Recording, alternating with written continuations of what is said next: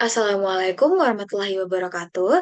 Perkenalkan kami dari kelompok 2 mata kuliah pemodelan proses bisnis kelas SI 4603. Di video ini kami akan mempresentasikan progres akhir dari tugas besar kami yang mengangkat topik analisis proses bisnis pada perusahaan PT Kita Kaya Raharja Indonesia. Sebelum lanjut ke pembahasan, izinkan kami memperkenalkan diri terlebih dahulu. Pertama ada saya sendiri Siti Akila Gisani Akmal, lalu ada Rendizar Satria Bahriansyah, kemudian Muhammad Salik Aryate, dan terakhir Maulida Afifi Utami. Pembahasan pertama yaitu mengenai profil perusahaan.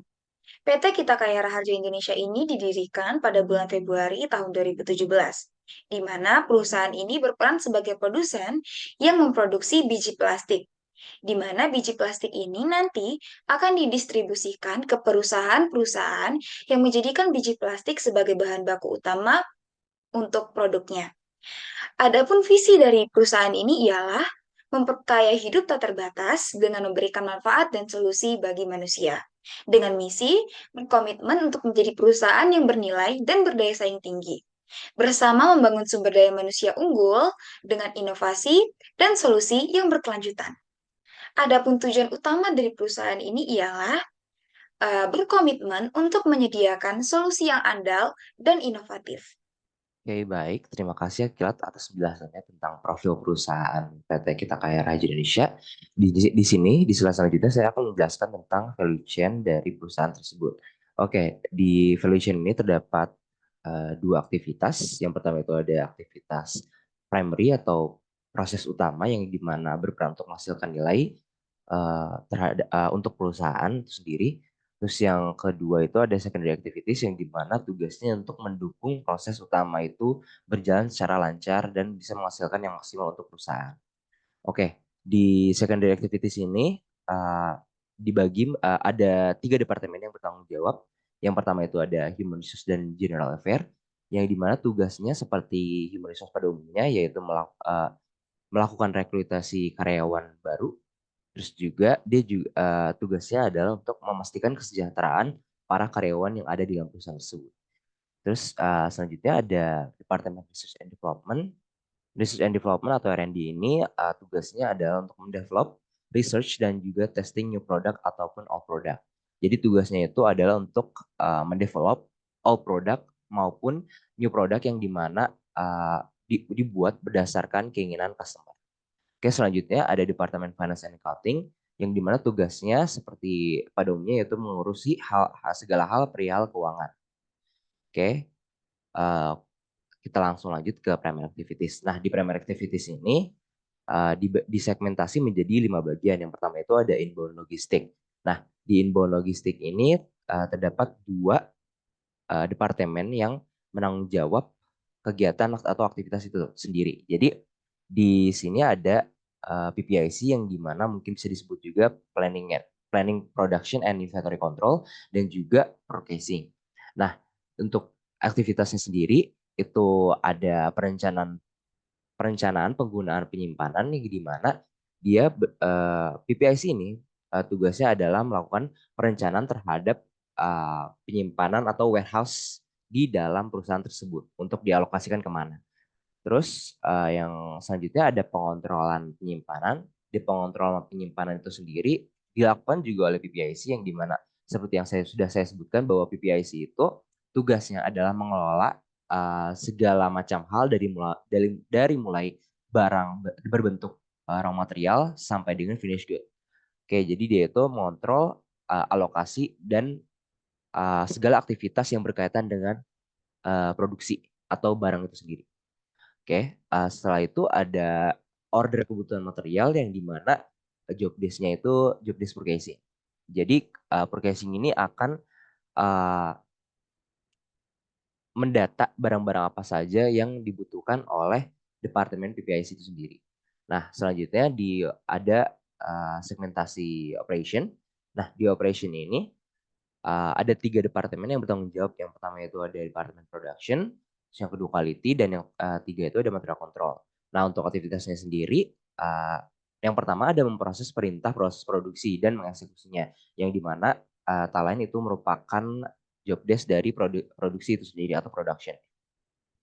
Nah, selanjutnya ada cek kualitas yang di mana job desk dari departemen quality itu sendiri, yaitu lebih detailnya adalah dia mengecek kualitas apakah barang produksi ini layak untuk dipasarkan ke customer.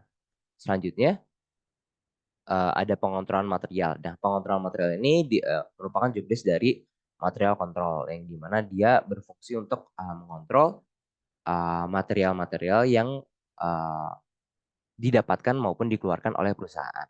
Oke, selanjutnya di segmen selanjutnya ada outbound logistik. Nah, di outbound logistik ini terdapat dua penanggung jawab, yaitu ada PPIC dan juga marketing. Nah, untuk PPIC sendiri, dia tugasnya adalah melakukan scheduling pengiriman barang yang dimana yang sudah saya singgung sebelumnya. Terus juga yang terakhir, di job desk selanjutnya ada marketing yang dimana dia mempunyai tanggung jawab untuk mengeluarkan invoice kepada customer. Oke, selanjutnya di bagian marketing and sales dan di bawah tanggung jawab marketing ya, sudah pasti. Terus untuk aktivitasnya itu marketing dia lebih ke aktivitas berinteraksi ke pihak luar. Jadi di marketing itu fokus ke tektokan ke pihak luarnya. Oke, yang pertama itu ada menerima order dari customer, terus juga selanjutnya ada koordinasi dengan PPIC untuk trace orderan. Jadi di sini selain marketing berinteraksi kepada pihak eksternal, dia juga berinteraksi kepada pihak internal untuk memastikan bahwa barang produksi itu siap dikirim ke customer dan agar si customer ini mendapat kepastian bahwa barang itu kapan sih dikirimnya atau apa aja yang dibutuhkan gitu untuk barang-barang itu. Gitu. Terus juga yang terakhir ada service yang dibawahi oleh marketing. Nah, seperti yang sudah saya bilang bahwa marketing itu tugas utamanya adalah berinteraksi dan memastikan hubungan antara customer dan perusahaan itu baik-baik saja atau memanajemen hubungan antara perusahaan dengan customer. Nah, jadi dia tugasnya adalah uh, koordinasi dengan customer dan juga memastikan bahwa hubungan yang terjadi antara perusahaan dan customer itu baik-baik saja. Oke, tadi kan sudah saya jelaskan tentang value chain dari perusahaan PT kita kayak Harja Indonesia itu sendiri. Nah, sekarang saya ingin menjelaskan tentang proses portofolio yang di mana uh, merupakan kegiatan analisis dari kelompok kita ke uh, PT Kita Kaya Raharja Indonesia. Yang di mana analisisnya itu berupa probis-probis yang ada di PT Kita Kaya. Nah, di sini ada tiga indikator yang di mana sebagai patokan kita untuk menganalisis, yaitu yang pertama ada importance, yang bagaimana kepentingan probis itu untuk perusahaan.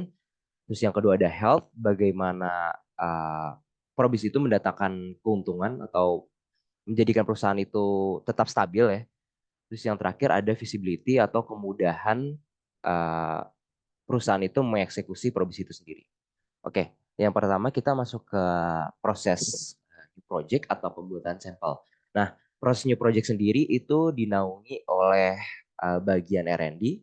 Seperti yang sudah saya jelaskan bahwa ketika ada customer request barang yang di mana bahan bakunya itu tidak dipunyai oleh perusahaan, dia bakal otomatis ngetes uh, produksi gitu, ngetes sampel, pembuatan sampel itu sendiri.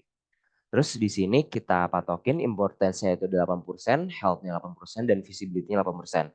Kenapa? Karena untuk kita jelasin dari importance. Di importance-nya itu sendiri, uh, karena perusahaan PT Kita Kaya tergolong perusahaan produsen atau berperan sebagai produsen, dia membutuhkan invention atau penemuan-penemuan terus setiap harinya atau setiap customer itu request gitu kan. Nah, pembuatan sampel ini berperan sangat penting untuk perusahaan. Jadi kita setnya 80%. Terus juga di next ada health-nya 80%. Jadi di health ini yang sudah saya jelaskan bahwa dia itu memberi keuntungan sangat besar bagi perusahaan. Dan emang dari departemen R&D-nya pun dia memberikan keuntungan yang sangat besar untuk perusahaan karena jika tidak ada pembuatan sampel, mustahil perusahaan perusahaan manufaktur itu bisa memenuhi request dari customer gitu kan. Nah, selanjutnya ada visibility. Visibility-nya itu kita set 80% karena di PT Kita Kaya sendiri itu mempunyai alat-alat yang memadai untuk melakukan pembuatan sampel. Jadi visibility-nya itu udah tergolong udah lah karena emang dari ketenaga kerjaannya juga udah berkualitas. Oke, selanjutnya ada proses produksi. Proses produksi itu sendiri kita patokin importance-nya itu 95% karena jelas ya mereka berperan di ranah produksi kan, produksi sebagai produsen gitu kan. Jadi jelas kepentingannya itu sangat tinggi gitu dan emang harus gitu udah wajib bagus dan kalau kenapa kita patokin apa importansi segitu karena ya balik lagi mereka kan perusahaan produsen gitu produksi gitu kan yang dimana mendistribusikan produk-produk mereka ke pabrik-pabrik lain. Nah itu makanya importansinya kita kasih tinggi 90%. Selanjutnya ada healthnya itu 70%. Nah 70%-nya itu kenapa? Karena ya bagus itu mendatangkan profit kepada perusahaan tapi kan nggak serta merta di proses produksi aja gitu kan ada juga proses-proses pendukungnya lainnya jadi kita patokin 7%. Kenapa R&D tadi lebih gede karena R&D itu memunculkan kemungkinan lebih besar keuntungan yang dapat perusahaan dibanding produksi itu lebih kayak statisnya jadi keuntungan yang dapat perusahaan itu berjalan secara stagnan lah gitu. Terus juga terakhir ada visibility 95%. 90% karena ya seperti yang pada ya seperti kita tahu bahwa di PT kita kayak sendiri itu mempunyai uh, ketenaga kerjaan yang dimana memadai untuk melakukan proses produksi yang lancar. Terus yang ketiga ada proses rekrutasi. Proses rekrutasi sendiri itu kita kasih importansinya 78% karena krusial ya. Dia masuknya ke 80%. Jadi karena krusial juga kita set ke 78%. Terus selanjutnya ada health-nya 60% karena dia lebih ke apa ya? Jatuhnya memastikan memastikan karyawannya itu sejahtera. Jadi itu juga ini sebenarnya 60% itu sangat ini ya sangat membantu perusahaan ya. Jadi kayak keuntungan yang kasih ke perusahaan itu sangat besar. Terus juga selanjutnya ada visibility. Visibility-nya itu 70%. Nah, kenapa 70%? Itu karena emang kan untuk urusan rekrutasi itu kan agak susah ya. Jadi kita patokannya 70%. Jadi nggak terlalu mudah lah, karena kan HR-nya pun maksudnya harus harus ketika HR-nya harus mau tahu karakter seorang kan harus mengamati orang itu secara berkala gitu. Dan itu lumayan sulit lah gitu kan. Terus uh, di proses penjualan kita patokin importansinya 90% yang dimana uh, proses penjualan itu merupakan proses yang cukup krusial ya. Karena uh, proses penjualan merupakan cara perusahaan itu mendapatkan customer dan juga mendapatkan pasar yang dimana membantu mereka mendapatkan income yang sesuai dengan goals yang mereka inginkan. Oke, jadi kita set importance 90%, terus selanjutnya ada health 70%, health-nya 70% kenapa? Karena ya dia tergolong juga banyak mendatangkan benefit gitu kan dari proses penjualan itu sendiri. Dan terakhir ada visibility. Visibility itu kemudahannya itu sudah 90% karena SDA sumber daya manusianya itu berkualitas. Terus yang terakhir ada proses quality control. Quality control itu mempunyai importansi 90% karena ya jelas untuk dia sebenarnya jatuhnya kayak R&D juga gitu Kak. Dia itu tugasnya adalah menjaga agar kualitas produk yang dikeluarkan itu bagus gitu. Jadi importansi 90%. Terus health-nya itu 82% dan visibility-nya itu 80%. Oke, bisa dilihat juga apa diagramnya itu sesuai dengan skala dari skala importance. Kalau misalkan kiri makin ke atas itu adalah high, kiri makin ke bawah itu low. Terus juga health-nya ketika makin kanan itu good, bawah kanan itu good, bawah kiri itu poor. Terus dari bulutan-bulutannya juga visibility-nya dari mudah ke susah. Oke. Oke, kita masuk ke permodelan proses bisnis. Jadi di sini ada 3 poin yang akan dibahas, yaitu mengenai BPMN, yang kedua ada advance BPMN, dan koreografi. BPMN. BPMN merupakan representasi grafis untuk menentukan atau menggambarkan proses bisnis dalam model proses bisnis, atau dalam notasi yang telah distandarisasi. Lalu ada Advanced BPMN, yaitu pendekatan yang melibatkan penggunaan elemen tambahan dalam notasi BPMN untuk menggambarkan proses bisnis yang lebih kompleks. Atau dengan kata lain, yaitu pengembangan notasi dari basic BPMN. Yang terakhir ada koreografi, yaitu jenis diagram kolaborasi BPMN yang berfokus pada pesan dan urutan pesan antara peserta. Next. Oke, mungkin bisa dilanjutkan oleh rekan saya selanjutnya. Oke, baik. Terima kasih Randy atas penjelasan pemodelan proses bisnisnya. Ya, jadi kita mengambil tiga fokus diagram, yaitu yang pertama ada BPMN, yang kedua ada BPMN Advance, dan juga yang terakhir ada koreografi diagram. Nah, buat fokus proses bisnisnya itu sendiri, kita itu mengambil empat proses bisnis yang kita fokuskan, yang kita ambil dari perusahaan PT Kita Kaya itu sendiri. Nah, yang pertama itu ada proses penjualan yang akan dijelaskan oleh saya sendiri. Yang kedua ada proses pembuatan sampel yang nanti akan dijelaskan oleh Polida Vivi Utami. Dan yang ketiga nanti ada proses produksi yang akan dijelaskan oleh Siti Akila Gaisani Akmal. Dan yang terakhir ada proses rekrutasi yang akan dijelaskan oleh Rendizar Satria Baharja. Oke, jadi kenapa saya memilih proses bisnis penjualan? Jadi eh, alasan saya sendiri memilih proses penjualan yaitu karena alurnya yang jelas dan juga fungsinya yang krusial di dalam perusahaan itu sendiri. Jadi seperti yang kita tahu, ketika ada barang, kita juga butuh pasar. Nah, pasar itu diambil dari mana? Diambil dari si marketing ini. Marketing bertanggung jawab untuk mencari customer dan pasar agar bisa bersaing dan juga memasarkan produk-produk yang dimiliki oleh PT Kita Kaya sendiri. Oke, sebelumnya mungkin karena di kanvanya kurang jelas, jadi kita memakai share screen.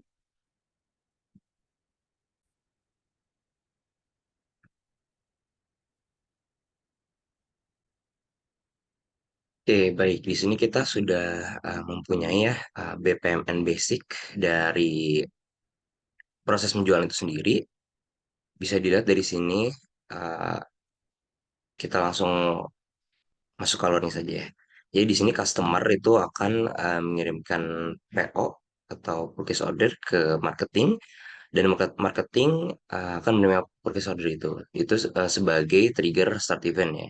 Jadi di sini start event itu ketika marketing itu menerima purchase order dari customer. Nah, ketika telah menerima, nanti departemen marketing akan langsung mengirimkan purchase order tersebut ke divisi PPIC. Nah, divisi PPIC akan menerima, setelah menerima dia akan mengecek ketersediaan bahan baku di gudang. Apakah tersedia atau tidak tersedia. Nah, jika tidak tersedia, maka pihak PPIC akan memberitahu ketersediaan bahan baku habis ke Departemen Purchasing. Nah, Departemen Purchasing akan menerima pemberitahuan tersebut, lalu dia akan langsung membuat daftar bahan baku yang harus dipesan. Nah, ketika sudah membuat daftar bahan baku dan mengeluarkan output berupa dokumen daftar bahan baku yang harus dipesan, dia langsung mengirimkan daftar bahan baku tersebut ke bagian finance untuk dilakukan budgeting. Nah, bagian finance akan menerima daftar bahan baku. Setelah menerima, dia akan melakukan budgeting daftar bahan baku tersebut dan akan mengeluarkan output berupa dokumen budgeting. Nah, setelah itu dia akan mengirimkan daftar bahan baku. Jadi outputnya itu dokumen daftar bahan baku yang telah dibudgeting ya.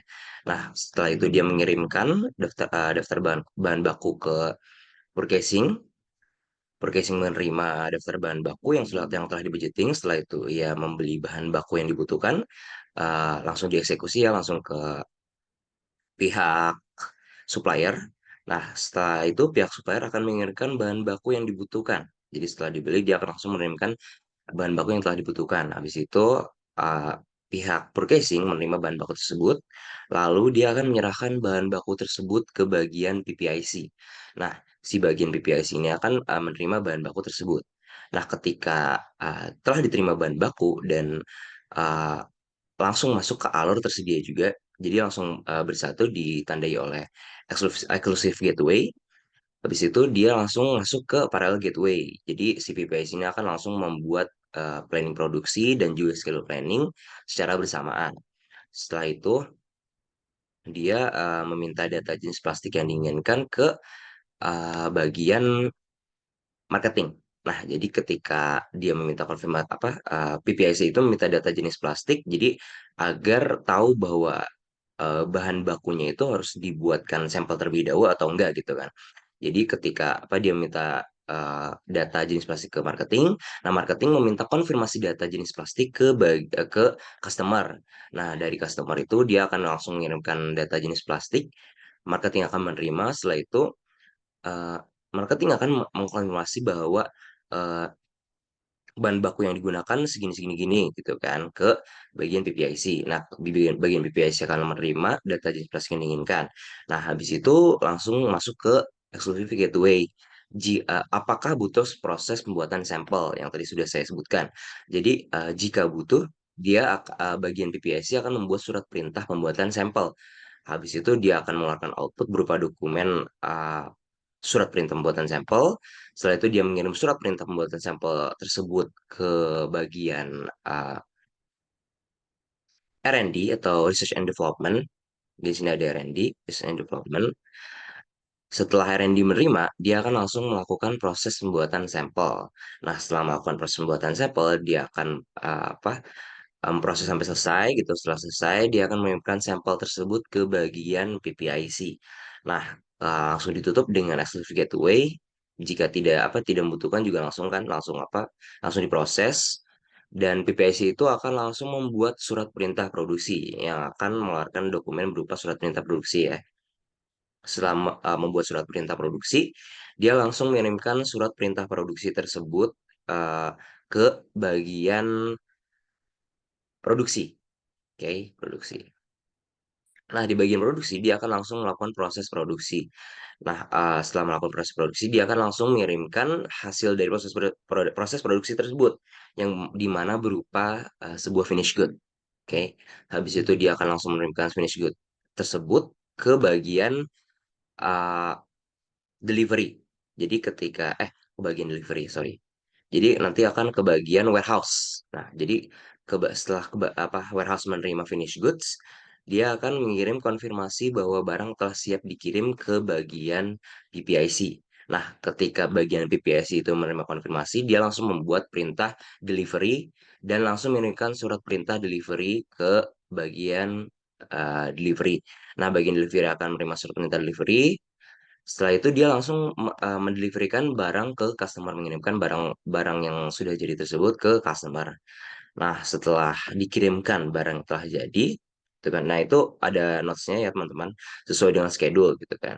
Nah, setelah setelah dikirimkan gitu kan, nanti si pihak customer itu akan langsung mengirim konfirmasi bahwa barang telah diterima gitu, mengkonfirmasi. Nah, akhirnya marketing itu menerima konfirmasi. Setelah itu dia langsung memberitahu bahwa barang telah diterima.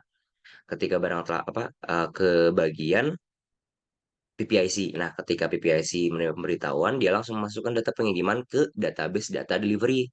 Nah, setelah masuk ke data delivery, si marketing itu mengeksekusi dua aktivitas secara sekaligus, yaitu mengirimkan tagihan quotation dan juga mengirimkan invoice ke customer berdasarkan database delivery yang telah dibuat oleh PPIC. Nah, setelah itu ditutup oleh eksklusif, habis itu si customer akan mengirimkan pembayaran. Setelah mengirimkan pembayaran, si marketing akan menerima pembayaran. Setelah itu proses pun berakhir.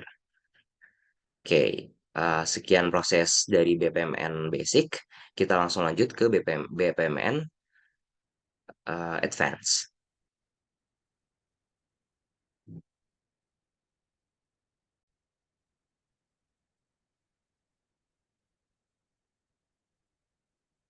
Oke, baik. Tadi sudah saya jelaskan mengenai BPMN Basic dari proses bisnis penjualan PT Kita Kaya itu sendiri. Jadi di sini sekarang saya akan menjelaskan BPMN Advance dari BPMN proses bisnis penjualan. Oke, kurang lebih alurnya sama ya, tapi bedanya di sini saya memakai notasi uh, intermediate event message. Nah, jadi intermediate message event. Jadi kayak jatuhnya yang tadi saya sudah jelaskan bahwa si marketing akan menerima PO yang akan menjadikan menerima PO itu sebagai sebuah aktivitas yang dimana merupakan start event ya. kayak start event yang dimana bertipe message. Nah, setelah itu si marketing akan mengirimkan PO dalam bentuk surat ya. Jadi mengirimkan PO itu dengan task type-nya itu message. Habis itu dia akan PPIC akan menerima PO dalam task type message juga yang dimana receive task. Habis itu ketika dia menerima, dia langsung akan mengecek ketersediaan bahan baku di gudang. Nah, langsung ketemu gateway eksklusif kayak yang sebelumnya saya jelaskan di BPMN Basic, tersedia atau tidak tersedia. Jika tidak tersedia, maka pihak PPIC memberitahu pihak purchasing menerima pemberitahuan dan langsung akan membuat daftar bahan baku yang harus dipesan. Nah, setelah membuat daftar bahan baku, purchasing akan mengirimkan daftar bahan baku itu dalam bentuk dokumen. Jadi kayak kita pakai tas message, tas uh, receive dan send gitu. Tas send jadi nanti akan di receive oleh finance, menerima daftar bahan baku, setelah itu dia akan melakukan budgeting daftar bahan baku, mengirimkan dan menerima seperti biasa ya, send and receive, tas event gitu kan. Habis itu menerima daftar ke bahan baku, membeli bahan baku yang dibutuhkan, menerima bahan baku itu dari hubungannya dari supplier ya.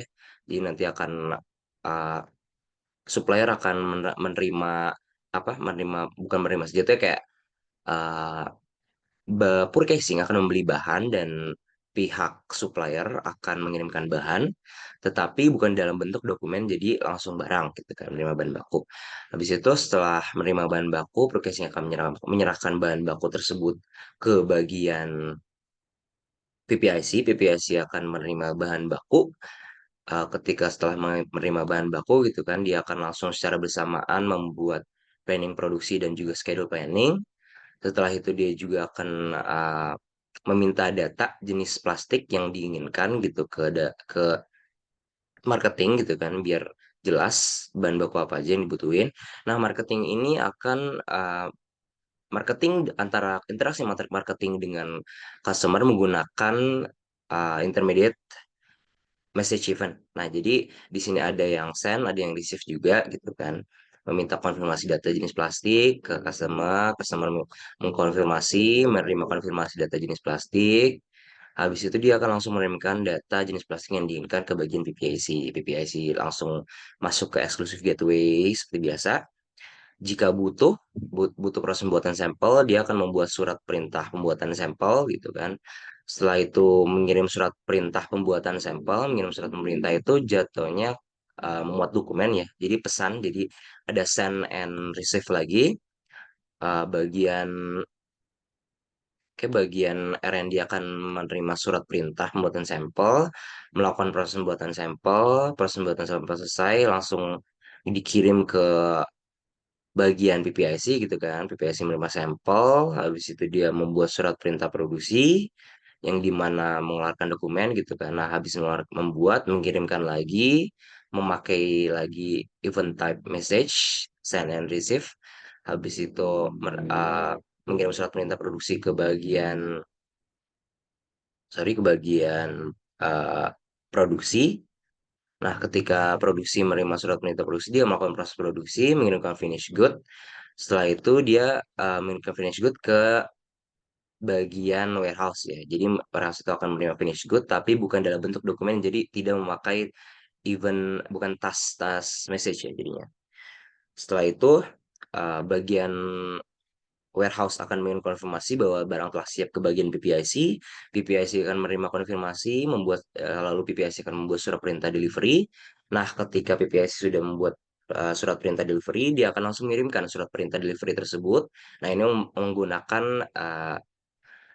task message ya, jadi ya task message ke bagian uh, delivery. Nah, delivery menerima surat perintah delivery, langsung dia eksekusi delivery barang ke customer. Ketika telah eksekusi barang customer gitu sesuai schedule, dia oh ya untuk schedule ini kenapa tidak memakai uh, time event karena kita tidak tahu spesifik time itu berapa lama gitu. Jadi memakai komentar aja komen. Habis itu dia akan mengirimkan barang, si customer akan konfirmasi barang telah diterima menggunakan uh, advance message gitu kan, intermediate message. Habis itu dia menerima konfirmasi barang telah diterima, si marketing langsung memberitahu bahwa barang telah diterima ke bagian PPIC menerima. Habis itu ini dalam bentuk pemberitahuan saja, bukan dalam bentuk dokumen. Nah, terus PPIC memasukkan data pengiriman ke data delivery. Setelah itu dia akan langsung diproses, mengirimkan data itu langsung diproses ke marketing langsung memproses dua sekaligus, mengirimkan tagihan quotation berdasarkan database dan mengirimkan invoice. Setelah itu ditutup, setelah itu marketing menerima, jadi receive intermediate message dari customer gitu kan. Oke, habis itu uh, proses pun berakhir. Oke, sekian penjelasan dari BPMN Advance-nya. Langsung kita lanjut ke bagian koreografi diagram.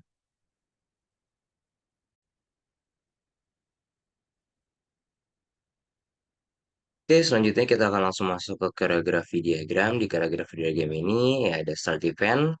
Sebenarnya koreografi diagram ini sebenarnya nggak cuman ini ya, cuman mengelompok membuat diagram berdasarkan aktivitas yang mempunyai uh, send dan receive message ya. Jadi dalam bentuk dokumen. Mau mau internal ataupun eksternal. Nah, di sini dari proses penjualan yang tadi sudah saya BPMN sudah saya jelaskan gitu kan, dari proses penjualan. Di sini ada ya, di sini kalau misalkan dibaca dari ada customer gitu kan, dari awal gitu kan, customer ke marketing mengirimkan PO. Habis itu dia marketing itu mengirimkan PO ke PPIC, apakah bahan baku tersedia, tersedia tidak tersedia gitu kan pilihannya. Eksklusif jika tidak tersedia, purchasing mengirimkan daftar bahan baku, finance mengirimkan daftar bahan baku yang telah budgeting gitu kan. Purchasing ke finance, finance ke purchasing gitu kan.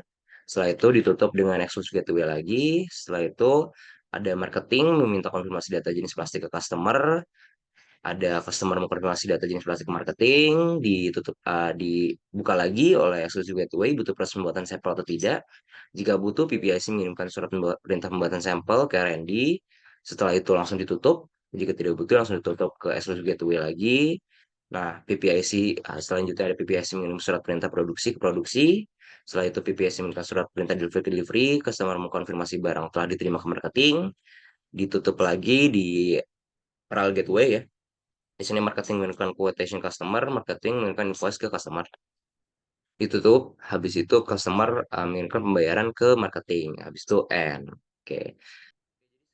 Oke, sekian dari saya tentang penjelasan BPMN, basic BPMN, reference, dan juga koreografi diagram.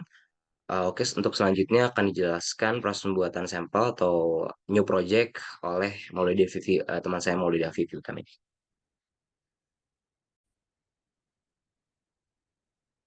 Selanjutnya yaitu proses bisnis yang kedua, proses pembuatan sampel. Alasan kami memilih proses pembuatan sampel karena di PT Kita Kaya Raharja Indonesia sendiri, pembuatan sampel ini mengambil peranan penting. Sebagai perusahaan penyedia compounder ataupun penyedia biji plastik yang akan disuplai ke perusahaan lainnya, maka PT Kita Kaya akan sering mendapatkan requestan dari customer mengenai sampel atau biji plastik seperti apa yang ingin mereka ambil dari PT Kita Kaya Raharja Indonesia. Maka dari itu, proses bisnis ini sangat bagus untuk dianalisis dan mungkin bisa memberikan saran atau memberikan analisis yang tepat jika ada kekurangan di dalam proses bisnis ini. Untuk menjelaskan alur dari proses bisnis ini, saya izin untuk share screen. Oke, yang pertama yaitu diagram BPMN, di mana diagram ini akan menjelaskan mengenai alur dari proses bisnis pembuatan sampel.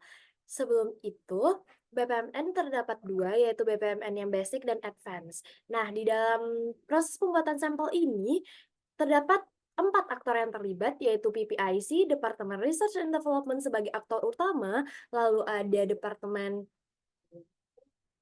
atau bagian gudang, dan ada Departemen Marketing. Nah, proses bisnis pembuatan sampel ini dimulai ketika PPIC membuat surat perintah pembuatan sampel.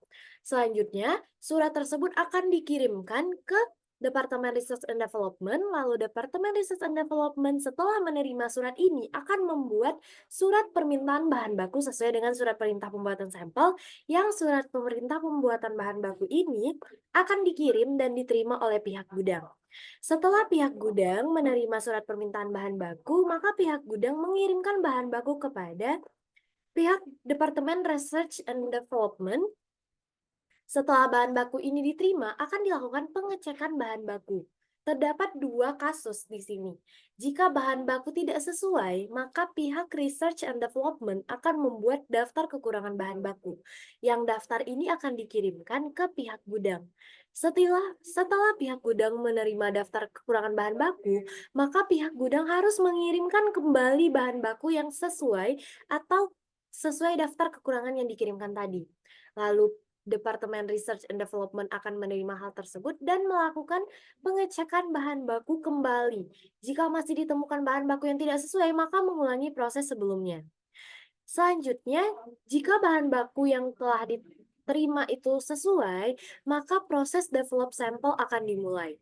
Setelah proses develop sampel dimulai, terdapat proses pengujian sampel melalui beberapa tes, yaitu ada tes Math Flow Index, tes Density, Impact, Color Matching, Tensile, dan Rexural. Nah, dari beberapa hasil testing ini bisa dilakukan secara bersamaan ataupun semuanya. Namun, perlu digarisbawahi, untuk setiap sampel yang lolos pengujian harus lolos tes dari ke-6 tes yang tersedia ini. Maka dari itu, Departemen Research and Development harus mengecek seluruh hasil testing sampel. Jika hasil testing sampel tidak sesuai atau ada satu tes saja yang tidak lulus uji, maka sampel harus diredevelop atau mengulang proses develop sampel dan melewati proses pengujian dan melewati pengecekan lagi sampai seluruh tes dinyatakan lulus uji atau sampel dinyatakan lulus uji tes. Jika sesuai, maka Departemen Research and Development akan membuat dokumen hasil pengujian sampel, di mana dokumen ini akan dikirim ke pihak marketing. Setelah pihak marketing menerima dokumen hasil testing sampel, maka pihak marketing harus melakukan konfirmasi bahwa sampel siap diproduksi secara massal. Dan konfirmasi ini akan dikirim kepada PPIC. Di mana setelah PPIC menerima konfirmasi bahwa sampel siap produksi, proses pembuatan sampel selesai dilakukan. Nah, itu untuk diagram basic BPMN. Selanjutnya, untuk diagram advance. Mungkin saya stop share dulu. Nah, saya izin share screen kembali untuk diagram advance-nya. Untuk diagram advance dari proses bisnis pembuatan sampel, dapat dilihat pada share screen berikut ini. Pada diagram advance dari BPMN pembuatan sampel ini atau diagram advance BPMN existing dari proses bisnis pembuatan sampel tidak jauh berbeda dari diagram basic. Namun perlu digarisbawahi di sini terdapat beberapa perubahan notasi, diantaranya mengirimkan surat perintah pembuatan sampel ini jenis tasnya yang awalnya tes biasa di basic BPMN pada advance BPMN akan berubah menjadi syntax. Nah, dan juga menerima perintah pembuatan sampel ini juga berubah menjadi jenis tasnya itu receive task. Nah, mengirimkan permintaan surat bahan baku ini send task, lalu menerima surat permintaan bahan baku itu receive task, sedangkan mengirimkan daftar kekurangan bahan baku setelah melakukan pengecekan itu send task, dan menerima daftar kekurangan bahan baku itu receive task. Nah, selanjutnya juga ada di bagian mengirimkan dokumen hasil pengujian sampel itu receive send task, dan bagian menerima dokumen hasil testing sampel itu receive task, dan mengirimkan konfirmasi dari marketing ke PPIC itu send task, dan menerima konfirmasi di PPIC untuk produksi sampel secara massal itu receive task. Nah, sedangkan untuk beberapa proses lainnya itu masih sama, menggunakan tes biasa dan alurnya juga sama. PPIC menerima surat membuat surat perintah pembuatan sampel, research and development menerima lalu meminta bahan baku ke gudang, gudang mengirim bahan baku, melakukan pengecekan, jika sesuai maka melakukan produk develop sampel, namun jika tidak sesuai meminta kekurangan bahan baku, melewati tes pengujian di mana setiap sampel harus lulus uji semua tes, lalu mengecek kembali apakah sampel lulus uji. Jika tidak, maka mengulang proses develop sampel. Kalau sesuai, langsung membuat konfirmasi bahwa sampel lulus uji. Nah, selanjutnya, setiap task yang terdiri dari send task and receive task ini dibuat dalam bentuk koreografi diagram, di mana koreografi ini melibatkan aktivitas yang melibatkan dua aktor di dalamnya, atau aktivitas kirim-mengirim, kirim serah terima antar dua aktor. Di mana kalau proses itu dimulai, maka PPIC mengirimkan surat perintah pembuatan sampel kepada research development. Selanjutnya juga ada research development itu mengirimkan surat permintaan baku kepada warehouse. Nah, di sini ada exclusive gateway, di mana jika bahan baku itu lengkap, maka akan lanjut ke tas selanjutnya. Namun jika bahan baku tidak lengkap, maka terjadi lagi koreografi antara research and development, di mana research and development dan gudang itu, research development-nya mengirimkan daftar kekurangan bahan baku dan gudang menerima. Jika sesuai, maka research and development langsung melakukan redevelop sampel. Nah, habis itu terjadi proses koreografi di mana research and development itu mengirimkan dokumen hasil pengujian sampel kepada marketing.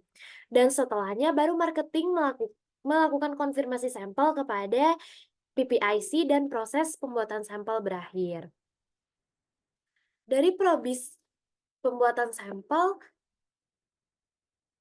alur probisnya seperti yang setelah saya jelaskan sebelumnya. Mungkin bisa lanjut ke probis selanjutnya. Terima kasih.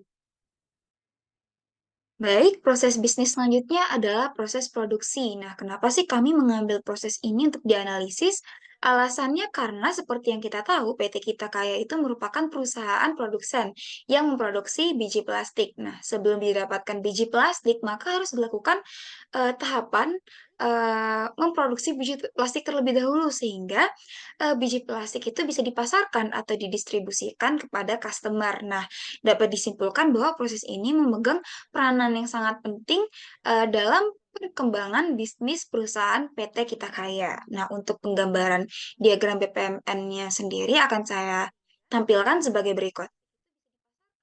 Jadi inilah diagram BPMN yang bisa digambarkan dari proses produksi yang terjadi di PT Kita Kaya. Nah, proses produksi itu sendiri dimulai ketika Departemen PPIC menerbitkan surat perintah produksi yang nantinya akan dikirimkan kepada Departemen Produksi. Nah, setelah menerima surat perintah produksi, Departemen Produksi akan mengirimkan dokumen permintaan bahan baku kepada warehouse atau gudang.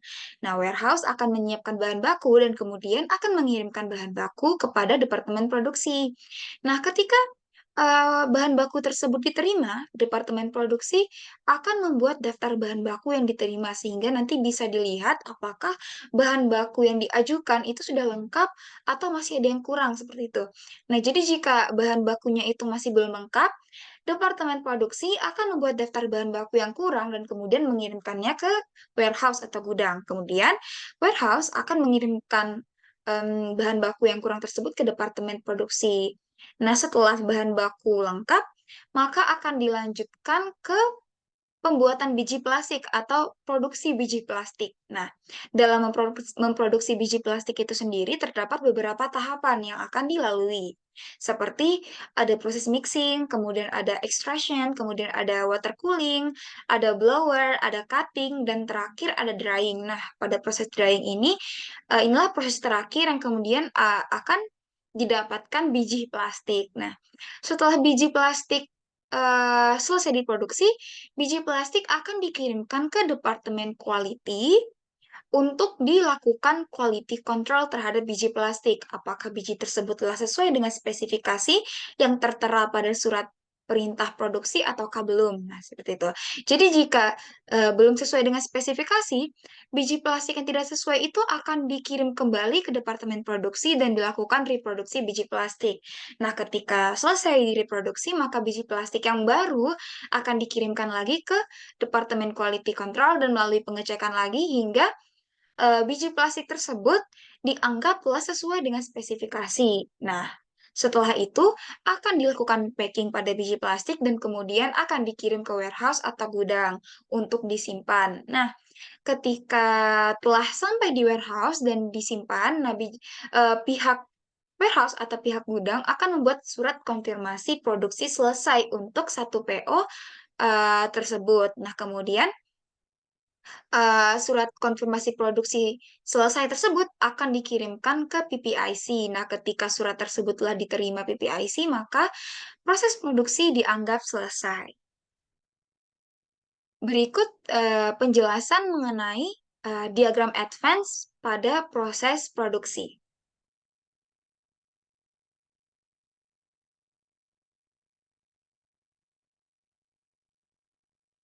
Baik, inilah diagram advance pada BPMN proses produksi.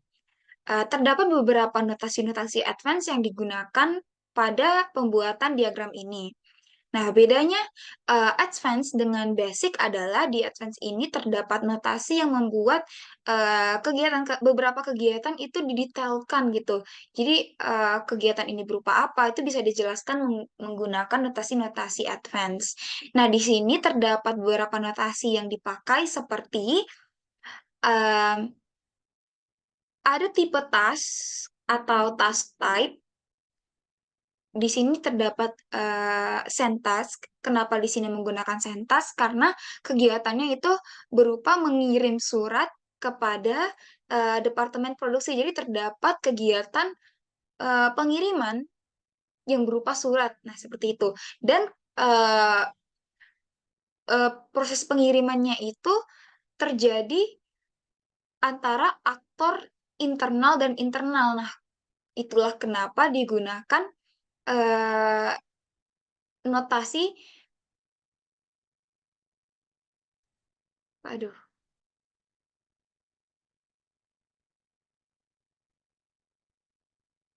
cut.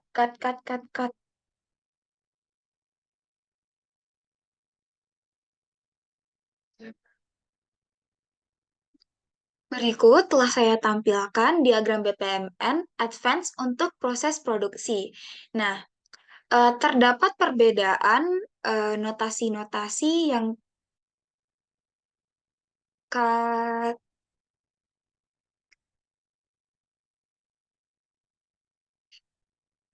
Berikut saya tampilkan diagram BPMN untuk proses produksi secara advance. Nah, bedanya BPMN advance dengan BPMN basic yang tadi, nah di sini itu lebih dirincikan dengan menggunakan notasi-notasi tertentu.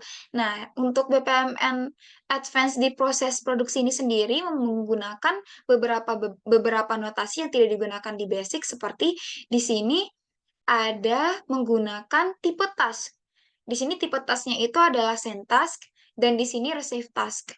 Nah, kenapa di sini menggunakan tipe task? Karena pertukaran informasi atau pertukaran pesan yang terjadi itu antara pihak internal dan pihak internal. Nah, ketika pengiriman dan penerimaan pesan itu terjadi antara pihak internal dan eksternal, di sini kita bisa menggunakan notasi intermediate message event. Nah, seperti yang saya jelaskan tadi, di proses produksi ini, interaksi yang terjadi hanya seputar aktor internal dengan aktor internal saja. Jadi tidak ada interaksi yang terjadi antara aktor internal dan eksternal. Untuk itu, notasi-notasi yang digunakan pada saat mengirim dan menerima pesan, mengirim dan menerima dokumen, itu menggunakan tipe task. Nah, di sini terdapat send task lagi seperti yang tadi di dokumen perintah produksi. Di sini departemen produksi mengirim dokumen permintaan bahan baku ke warehouse. Nah, di sini menggunakan notasi send task. Kemudian warehouse menerima dokumen tersebut, maka di sini menggunakan notasi receive task. Begitu pula yang terjadi ketika mengirim daftar bahan baku yang kurang, menerima daftar bahan baku yang kurang, dan juga ketika mengirim surat konfirmasi produksi selesai dan menerima surat konfirmasi produksi selesai. Nah, kemudian di sini terdapat subproses. Nah, seperti yang saya jelaskan sebelumnya, proses produksi memiliki beberapa tahapan. Nah, tahapan-tahapan tersebut dapat dijelaskan menggunakan notasi subproses yang kita expand. Nah, jadi di dalam task ini terdapat beberapa tahapan-tahapan lagi yang menjelaskan alur dari proses produksi itu sendiri. Nah, kemudian pada task melakukan proses quality control ini terdapat notasi subproses karena dia merupakan proses tersendiri. Karena di sini quality control itu dilakukan dengan melakukan beberapa tes seperti itu. Jadi di sini dapat kita gunakan notasi subproses dan kemudian di sini ada notasi looping karena quality control itu sendiri dilakukan secara berulang hingga didapatkan spesifikasi yang pas atau tepat. Nah, di sini juga terdapat notasi subproses yang terjadi pada aktivitas reproduksi biji plastik karena di sini terdapat tahapan-tahapan lagi untuk mereproduksi biji plastik itu sendiri. Nah, sepertinya cukup untuk penjelasan mengenai BPMN Advance. Kemudian dilanjutkan untuk penjelasan koreografi diagram. Untuk koreografi diagram akan saya tampilkan sebagai berikut. Nah, jadi di sini telah ditampilkan koreografi diagram, di mana koreografi diagram itu sendiri menjelaskan pertukaran pesan atau kegiatan menerima dan mengirim pesan antara dua aktor.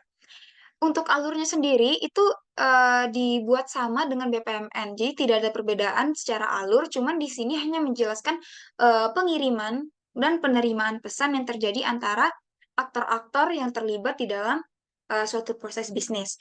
Nah, untuk koreografi diagram proses produksi sendiri itu dimulai ketika PPIC mengirimkan surat perintah produksi dan kemudian surat perintah produksi itu diterima oleh production. Kemudian production mengirimkan dokumen permintaan bahan baku dan kemudian akan diterima oleh pihak warehouse. Nah, di sini terdapat gateway eksklusif. Apakah bahan baku sudah lengkap? Nah, ketika bahan baku ternyata belum lengkap, maka production akan mengirimkan daftar bahan baku yang kurang kepada warehouse. Nah, ketika ternyata bahan baku sudah lengkap, maka akan dilanjutkan dengan warehouse mengirim surat konfirmasi produksi selesai kepada PPIC. Nah, ketika PPIC sudah menerima surat konfirmasi tersebut, maka proses dinyatakan selesai. Berikut penjelasan terkait proses bisnis produksi dari PT Kita Kaya. Selanjutnya akan dilanjutkan ke proses bisnis rekrutasi. Oke, sebelumnya alasan kita memilih permodelan bisnis rekrutasi dikarenakan peran yang penting terletak pada proses produksi dan penjualan di PT Kita Kaya, di mana proses rekrutasi menjadi kebutuhan utama untuk memastikan keberlanjutan operasional dan pemenuhan kebutuhan manpower atau tenaga kerja di setiap departemen. Jadi proses ini tidak hanya menjadi langkah strategis dalam mengidentifikasi dan merekrut individu berkualitas untuk mengisi posisi yang diperlukan, tetapi juga menjadi dukungan untuk pertumbuhan dan keberhasilan perusahaan. Oke. Dikarenakan untuk kanvanya sedikit ngebur, izinkan saya share screen untuk PNG-nya.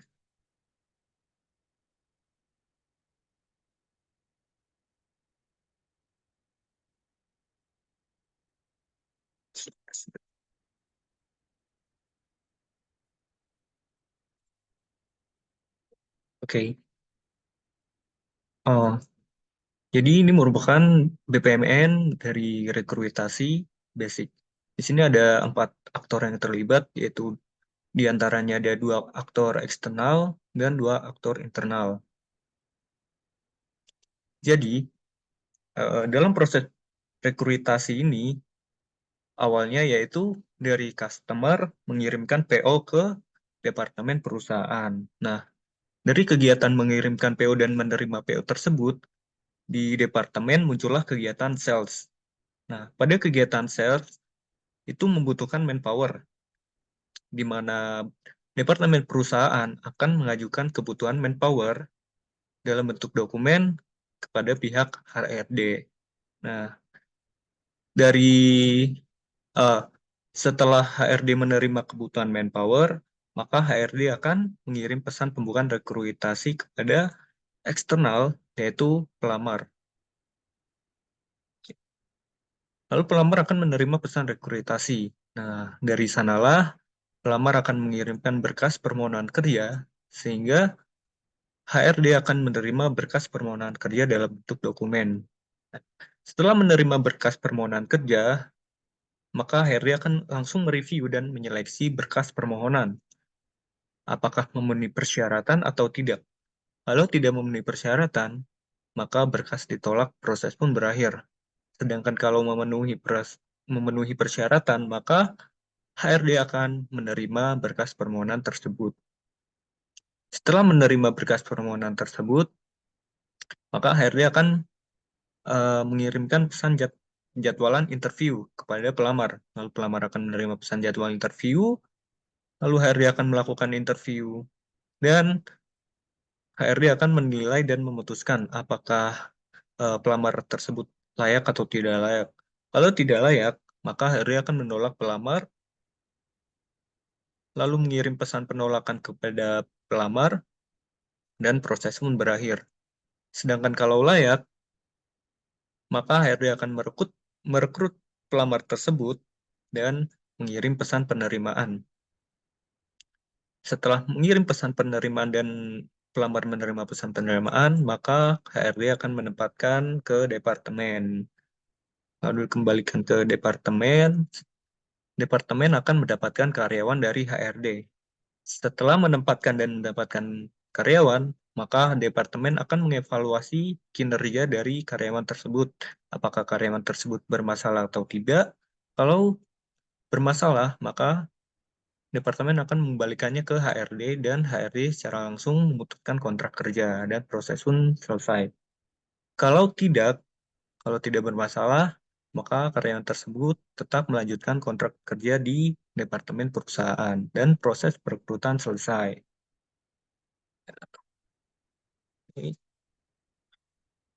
Selanjutnya, penjelasan dari Advance BPMN.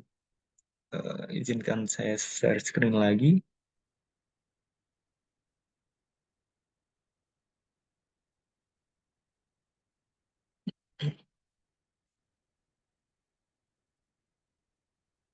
Oke, di sini BPMN rekrutasi Advance. Saya akan menjelaskan beberapa deskripsi notasi yang digunakan pada Advance BPMN ini. Yang pertama adalah start event dalam bentuk message. Lalu saat mengajukan kebutuhan manpower dalam bentuk dokumen, itu menggunakan send task, dan HRD menerima kebutuhan manpower dalam bentuk retrieve task, menerima berkas permohonan kerja dari pelamar yaitu retrieve task, dan outputnya adalah berkas permohonan pelamar. Oh iya, di sini mengirim pesan pembukaan rekrutasi menggunakan intermediate message event, dan pelamar menerima pesan pembukaan rekrutasi. Oke. Lalu di sini menggunakan intermediate message, itu mengirim pesan jadwal interview. Pelamar akan menerima jadwal interview. Di sini juga saat mengirim pesan penolakan menggunakan intermediate message event, dan pelamar akan menerima pesan penolakan. Begitu juga dengan mengirim pesan penerimaan dari HRD, Gunakan intermediate message event. Oke, selesai.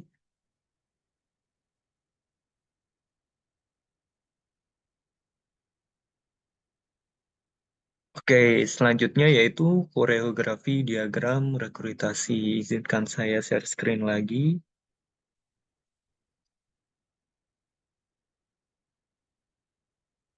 Nah, oke. Di sini proses dimulai, yaitu di mana HRD menerima PO dari customer. Oh, sebentar. Ini salah.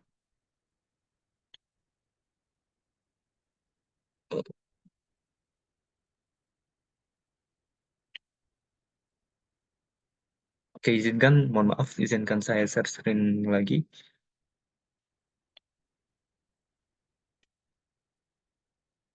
Nah, oke, berikut diagram koreografi dari rekrutasi. Proses dimulai, yaitu departemen menerima PO dari customer. Lalu, departemen mengajukan kebutuhan manpower ke HRD, HRD menerima pesan dari departemen, lalu HRD mengirim pesan pembukaan rekrutasi ke eksternal pelamar, lalu pelamar mengirim berkas permohonan pekerjaan ke HRD, lalu HRD mengirim pesan jadwal interview kepada pelamar. Nah, di sini ada gateway, penerimaan karyawan, yaitu apakah karyawan layak atau tidak layak. Kalau tidak layak, maka HRD mengirim pesan penolakan. Proses pun selesai. Ini mengirim pesan penerimaan kepada pelamar dan proses pun selesai. Oke, mungkin cukup penjelasan dari saya. Bisa dilanjutkan ke rekan saya berikutnya.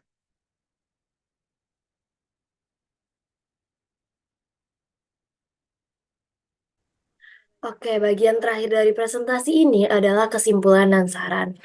Kesimpulan yang kami peroleh dari analisis proses bisnis yang telah kami lakukan, PT Kita Kaya Raharja Indonesia telah memiliki proses bisnis yang cukup baik dan terstruktur. Hal ini terlihat dari adanya pembagian tugas serta tanggung jawab yang jelas antar departemen, serta adanya alur kerja yang sistematis dan terdokumentasi dengan baik.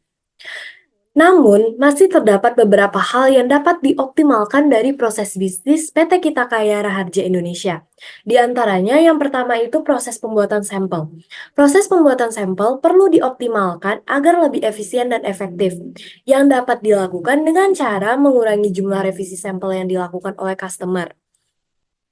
Selain itu, perlu melakukan komunikasi yang lebih intensif antara Departemen Marketing dan Departemen Research Development. Selanjutnya, proses penjualan perlu dioptimalkan agar lebih terintegrasi dengan proses produksi yang dapat dilakukan dengan mengintegrasikan sistem informasi antar departemen marketing dan produksi yang harapannya dengan mudah mengetahui dengan departemen marketing dengan mudah mengetahui ketersediaan bahan baku dan kapasitas produksi sebelum melakukan penjualan.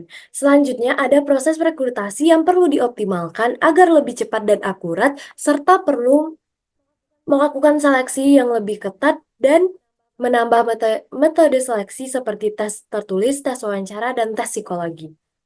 Selanjutnya, berdasarkan kesimpulan yang tadi, kami mengajukan beberapa saran untuk perbaikan dan pengembangan proses bisnis PT Kita Kaya Raharja Indonesia.